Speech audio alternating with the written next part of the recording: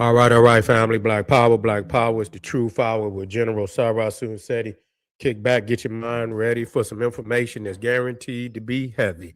We got a powerful one today, family. We're talking about dreadlocks in ancient Kemet, ancient Nubia, another African cultural legacy, highlighting the blackness and Africanness of ancient Egypt. We about to drop nothing but heavy mental. I'm glad you're here. Before we get started, I want you to make sure you get over to my Patreon. We got that Shabaka Stone dropping heavy 25th Dynasty Kushite document, reduplicated from an earlier Old Kingdom pyramid text material. I want y'all to check it out.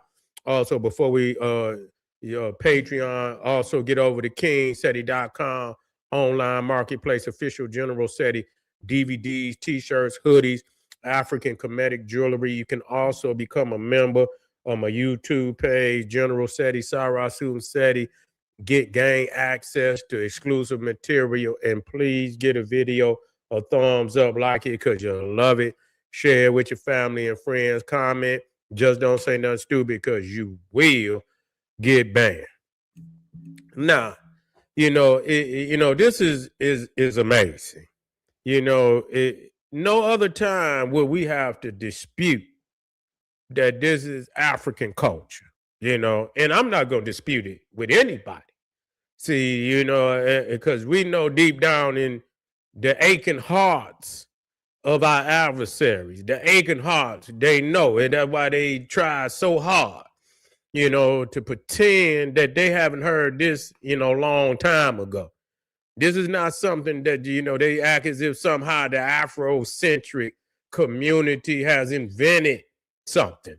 When actuality, you have documents that go back over into the BC period, with the Greeks. You understand? Even into the Renaissance period of Europe. You see Count Volney and many other, Caucasian scholars, Gerald Massey, Albert Churchward, Kersey Gray, many other that they had to deny. So this is not as if we just agree. No, they've heard this before. They denied it. Many of them may not have heard it before, and so, they wouldn't lie for us.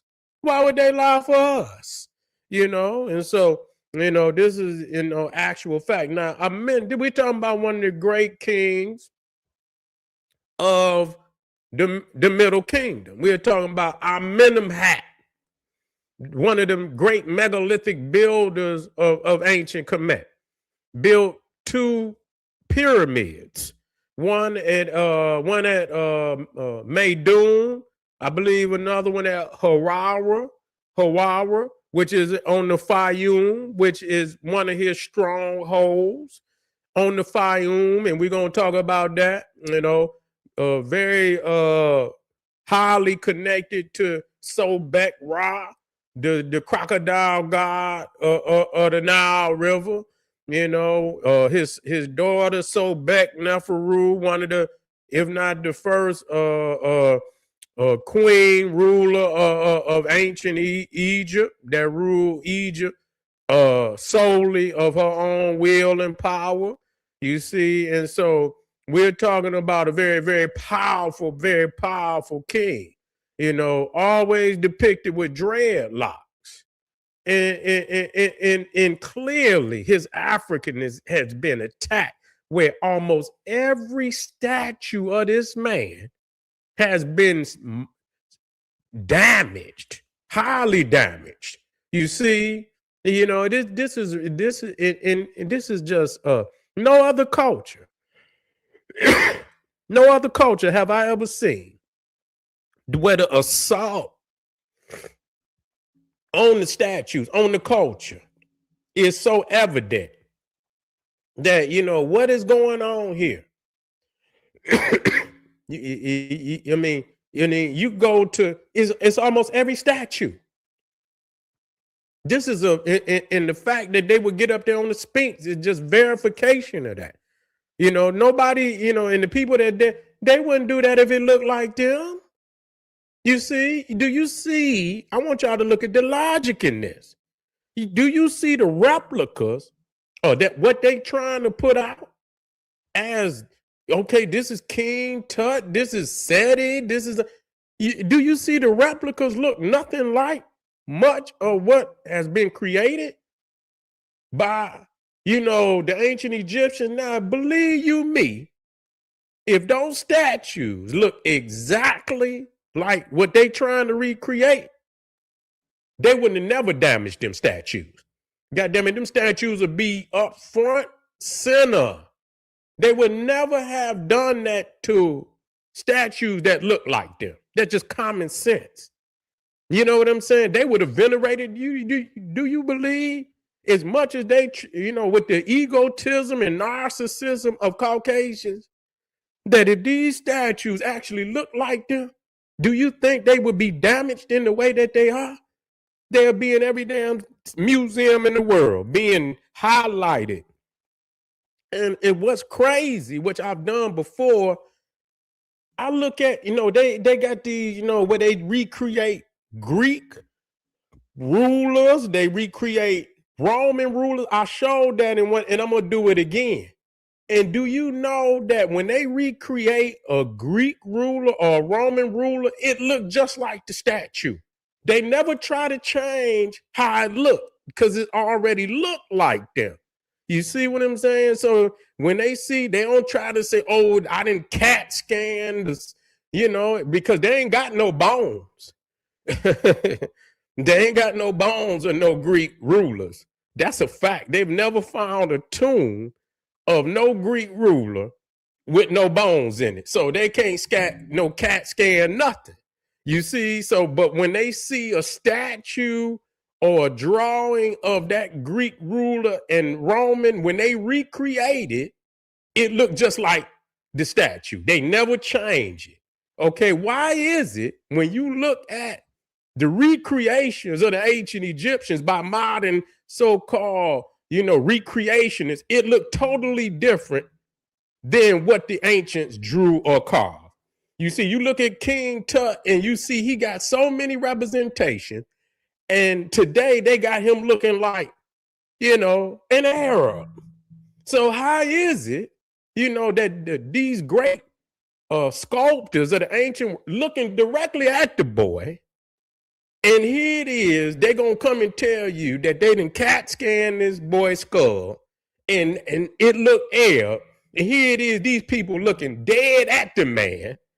You understand? They can create pyramids that can't nobody duplicate, but they can't make one basic carving of what they looking, this boy and these pharaohs and make it as close to what they look like as possible. And how is it that some of the statues look totally different than the same king that's supposed to be on the wall? You understand? You look at the depiction of Amenemhat on the wall, he looked something totally different than the statue. But the fact that they didn't went in there and chiseled the statue is evident that they need to get some of this information out of the way. But even in doing that, they have made it quite evident, it's mind-boggling how many Egyptian statues are missing their face, missing their nose, missing a lip. All of them? Come on, man. This is a blatant attack on the image of ancient Egypt being black, period. And you cannot show me nowhere in the world where you're going to see some Greeks with some hair like this, some Romans. Show me one. All you had to do is show me one. Show me Vikings. Show me one supposed Caucasian culture with hair like this. Make this make sense. Okay, we ain't here to play no games. You cannot entertain that. You see, because their hearts is bleeding every time we get up here. I know enough that, that the masters didn't show me that I know for a fact. You see, when people get lost, they just let me know what you have not read. Okay, you reading this, but I know what you have not read. You cannot go back and rewrite the story. You see, and people can be confused about culture. They can be confused about what, beliefs, but to visually see somebody and make a common, a simple, you understand, description of what you saw. What did they look like? They was black with woolly hair. Leave it at that. They are eyewitness of it. Why is we in the problem? Because people want to play God. They want to go back in a time machine and rewrite history. This is revisionists that are rewriting history. You can't go back 5,000 years and it was, it was unanimous. Everybody said the same thing. Even over a course of 1,000 years, they said the same thing. And these was all outsiders. They don't have no reason to lie for us. They don't have no reason to lie for what they're going to lie for black people for. What they're going to get out of it. We couldn't even read the shit. They in here writing and shit talking about the Egyptians was black. We was on the plantation. We couldn't even read it. We didn't get a chance to read the books until we didn't get a chance to read the books until the 80s. They was writing in the 1700s. So they had wrote the books knowing we couldn't have access to it. So what they gonna lie for and we can't even read the books? That don't even make no sense. Obviously, they was telling the flat out truth. I saw it like I saw it. These is Africans.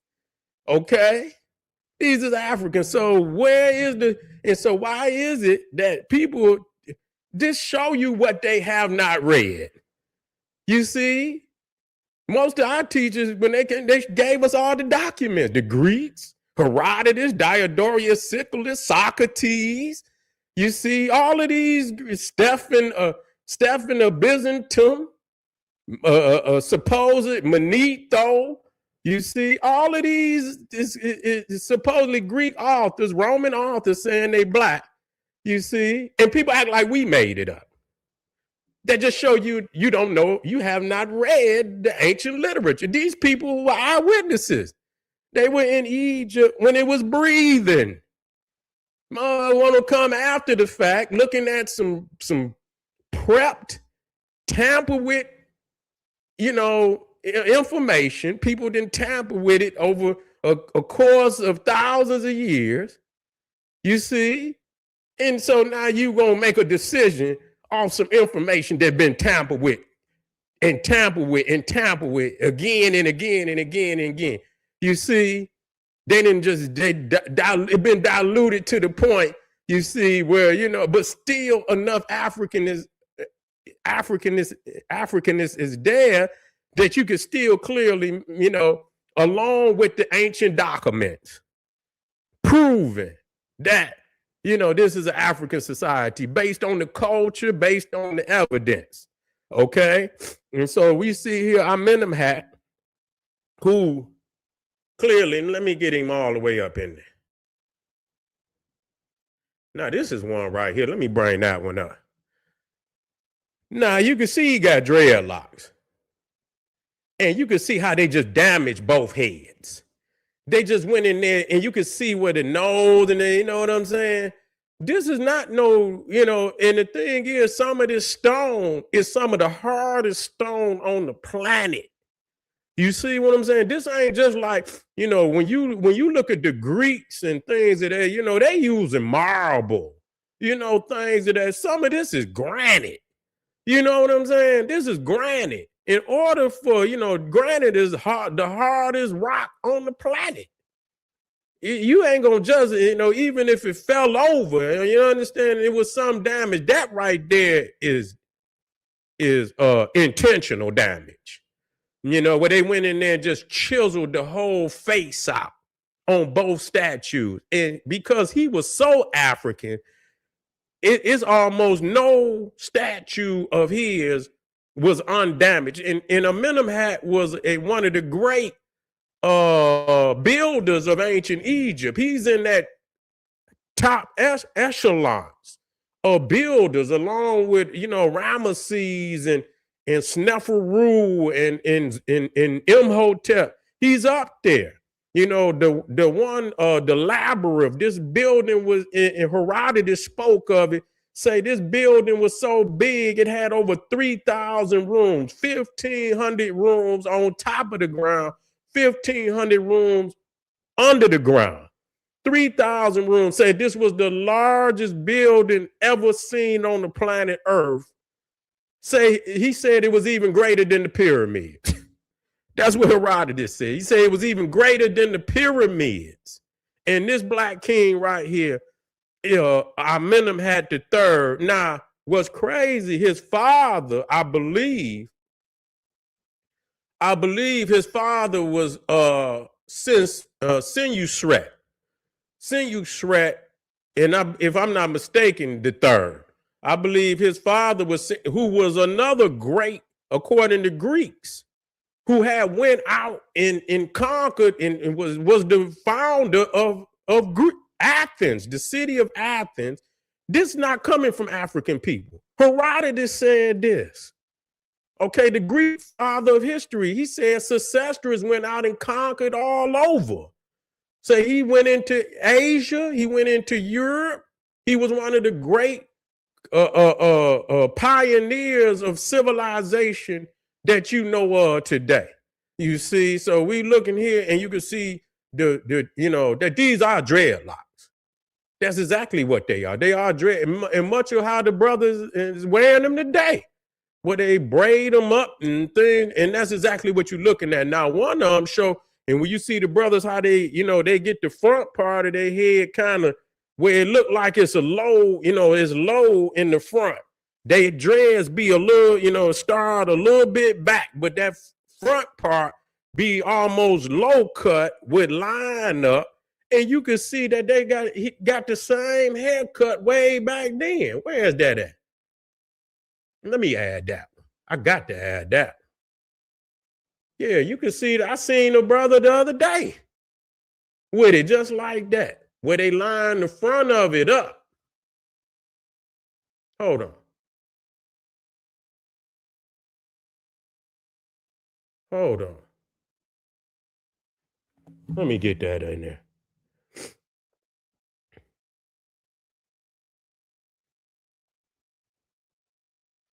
I might not have took a picture of it. It's in my lecture. But that's all right. Let me see if I got it right here. Maybe I could take a quick picture and throw it in there. Here you go. Let me see if I could take a quick picture.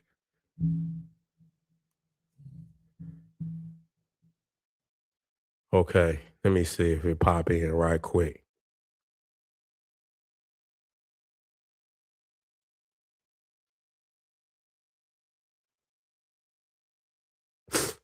Let me see.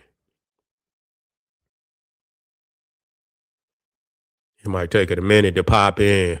But anyway, let me go. Let me put this one in here. Now, this is Amenemhat strong. You can see that. Went straight in there, tacked his nose. Because you can see he got dreadlock. That's just all it is to it. Now, Amenemhat III was what they consider almost the zenith of the Middle Kingdom. Okay, he ruled in the 12th dynasty. Okay, you talking about Mentuhotep, and that's very powerful. That 12th dynasty is very powerful. Okay, it's one of the most powerful dynasties in all of Egypt. Okay, but he reigned in the 12th dynasty from 1860 to 1814 BCE.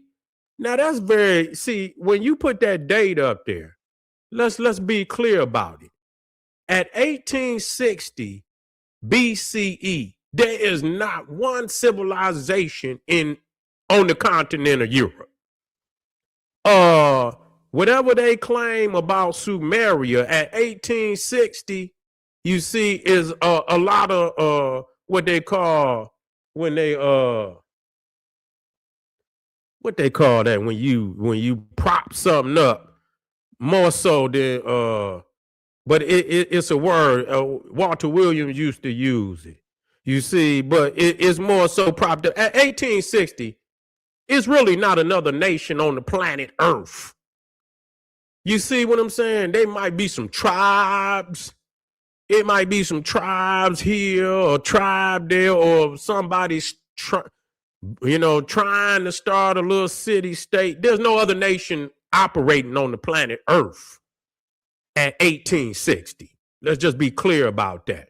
And if you could prove me wrong, please bring it on. I'm waiting. Just like you see these statues and these pyramids, they speak for themselves. You see, because we know they didn't get there by just, hocus pocus. It took all type of geometry, algebra, calculus, all type of masonry tools, and all tools of measurement. Rulers and compasses and all of this. It took and machinery to move the stone and all of that. So we know this. So we don't have to hype. Egypt don't have to hype itself up because we know how it got there. And so, but if you can find anywhere else on the planet on this level doing these things at 1860, could you please bring it to me? I've been looking for it. I put it up. I don't hide nothing. If it's solid, I'm gonna put it up. Straight up. That's just how I am. Proof is proof. Ain't no denying no proof. And I'm about megalithics and wherever it's at. I'm about that, because I believe I could tie it in. So if you can find me anything like this anywhere else on the planet at 1860, could you please bring it to me immediately? I'm talking about heavy megalithic above the ground. Don't be digging under the ground. I ain't got time. We talking about top soil.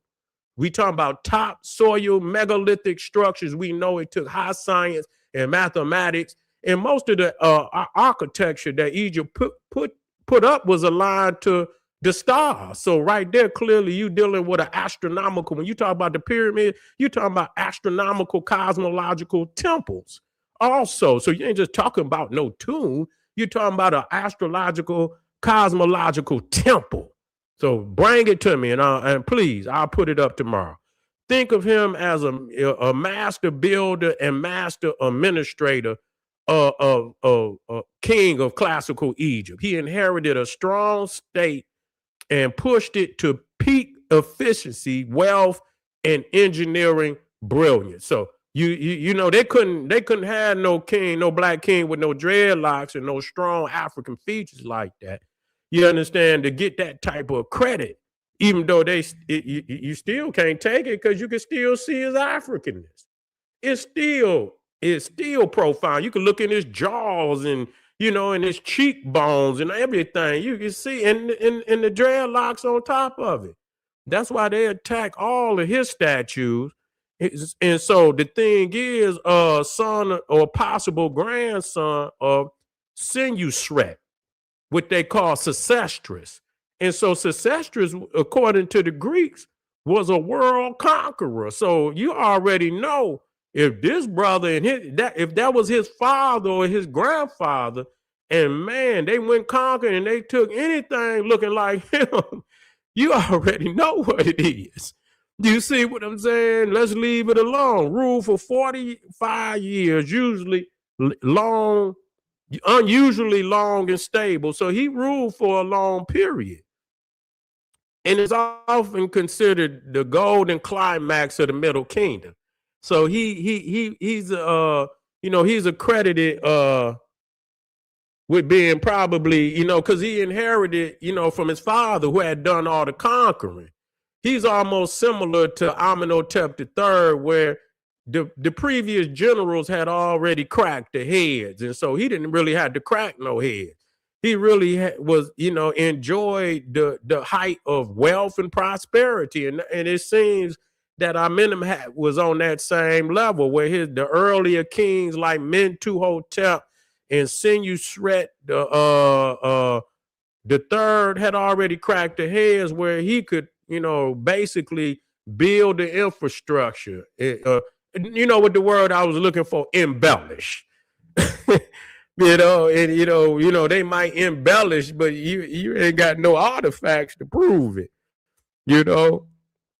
And so Now the thing is about, let me get over here so you can see, you can see it, the main deity was Sobek Ra, and that was Sobek as a solar deity. You see, but again, we again, you dealing with that Nubian because Sobek's father was Set. You know what I'm saying? Was Set. So you getting back, see a lot of it. Once we get down into the get down, it's so interwoven together, and for people to try to, separate it, it just ain't gonna happen. You see, it's just not gonna happen.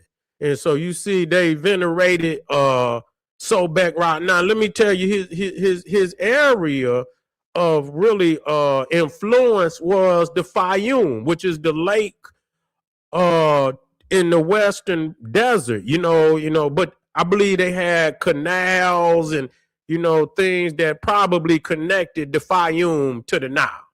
I'm quite sure they had dug canals that connected the Faiyum to the Nile. Now, if you look down there, you see Harara. That's where one of Amenemhat III's pyramids is there, Harara. Matter of fact, I should have had it up there. I don't know why I didn't. I had the other one. That's his other pyramid, which is the black. So the brother got two pyramids. That's almost being greedy. You know what I'm saying? You a show off. That's just like Seneferu had three pyramids. A big, large pyramid. You just a show off, man. You know what I'm saying? Some people ain't even got a little tomb. They ain't never found a hole in the ground. Here, this man got two giant pyramids. Where is that pyramid at? Harara. I had it up there too. Hold on. See if I can take a picture of it right quick. Here it is. Here it is right here. Let me take a picture of it right quick. See if I can get it up there. And so let me get this. Let me see if I can get it up there real quick. No.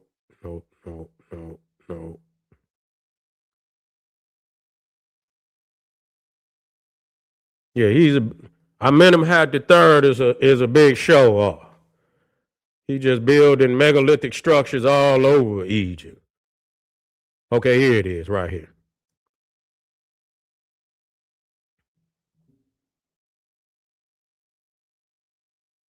Okay. So this is what they call the Black Pyramid. I wasn't able to see that because, of course, that pyramid is over there by the Faiyum. Okay, so that was really his stronghold and his God. And you can see down at the bottom, his father, another one of the strong black ones, that black pharaohs. Again, a lot of his statues is and you can still see it. You can see that's his father. Both of them look strong African, not no halfway. No, you see what I'm saying? So I don't know what people talking about. You see. And so, of course, they tried to do whatever they could to even his father's statue. You could put his name in there, and every statue that come up is been destroyed. I mean, come on, make this make sense, okay? And then they got these old fabricated ones. They pristine. They all the color missing on shit. You know what I'm saying? That shit fabricated. Let's be real about it. Okay. And so you see here the Black Pyramid. And so let me get that out there. That's his father, Senior Shred. And I'm gonna focus on him and his conquest of the world. Not only because, again, once they start, being attacked, not only did they run them out of Egypt, they chased them wherever they came from. They chased them. So that's why you see Tutmos, he went all the way up into Turkey. Chased them all the way up into Turkey and even went further than that. Many of them went past the Caucasus Mountains. That's why you got these nation that they call Colchians, where Herodotus say the Colchians is an Egyptian race. Said they was black and woolly head, and say not only was they, But the culture that they was practicing, he saw it for himself. He said, I didn't need nobody to tell me. That's exactly how he explained it. I saw it for myself that they were practicing Egyptian culture and they looked Egyptian, you see? And so a lot of them attribute that king right there, Senusret the third, as being a world conqueror. You feel me? And so let me let me get the and let me did I put this one up? I didn't. Let me put that one up there. You can see from the back, these are thick locks. These ain't no them is thick locks right there. You see, and you could tell they just the style that a lot of the brothers is using today, where they braiding them together. That's exactly how I look. That's exactly how I look. Did I put the other one in there? This one right here. And I seen the brother. You see how in the front they got low. It's kind of low, where they either they cut it down and line it up in the front. Hold on, fam.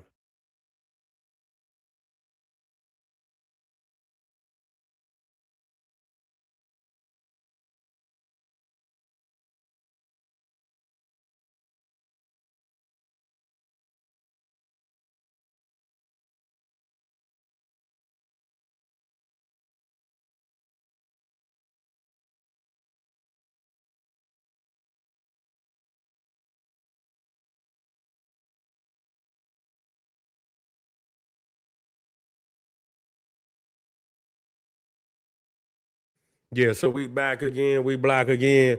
And so yeah, you can see right there, again,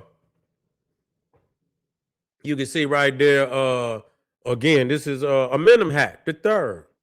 And nowhere on the planet Earth where you gonna see no European, and you can see even his beard. You see that what a lot of people attribute. They say, oh, that's some type of Arab. No, that's African. The long beard, and it looked like quite possibly you got that low.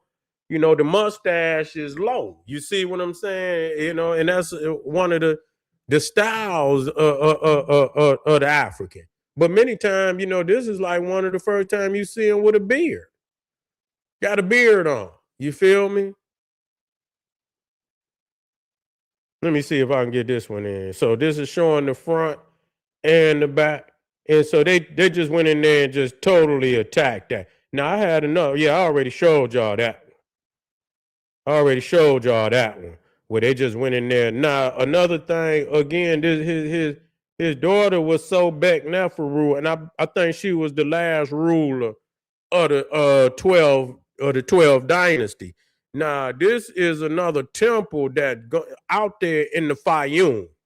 Okay, now they say it could have been attributed to his daughter Sobek Neferu, and you could see the stones on that temple, even other what they call megalithic. The Europeans that be doing ancient aliens and megalithic whatever, I forget the name of that channel, and they highlighted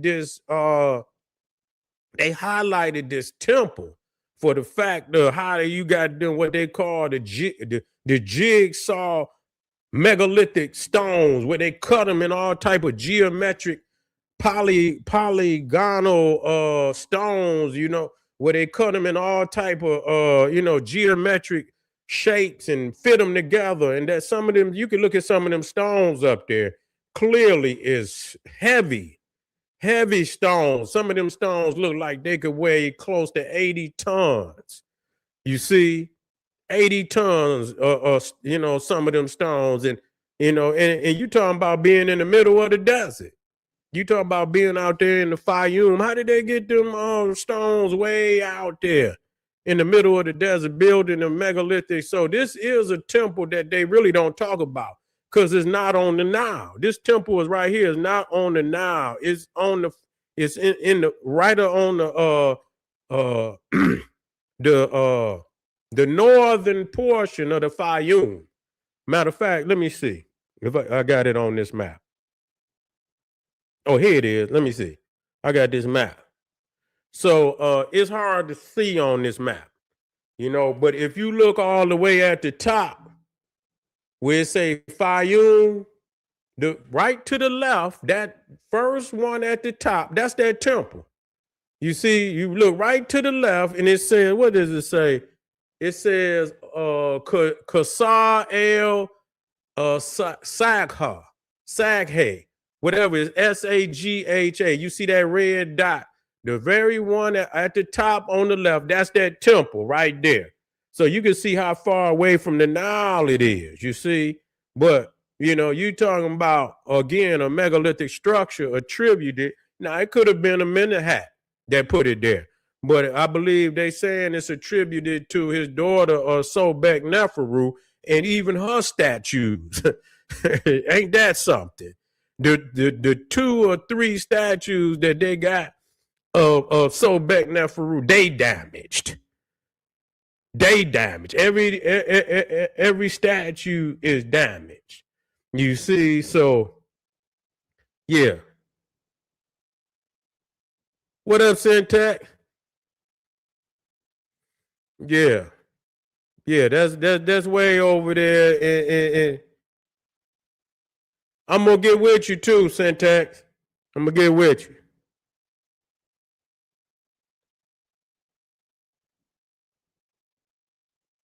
Who we got up here?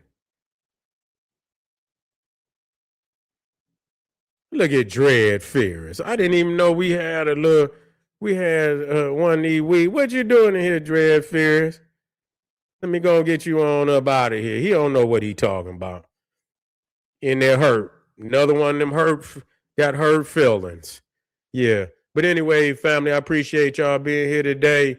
I'll get back with y'all. We're going to have some more fire later on. Don't you dare miss it. You'll see it go up. We're going on Patreon. We're going to be doing the Shabaka Stone. I want you in the house. Don't you dare miss it. See you soon.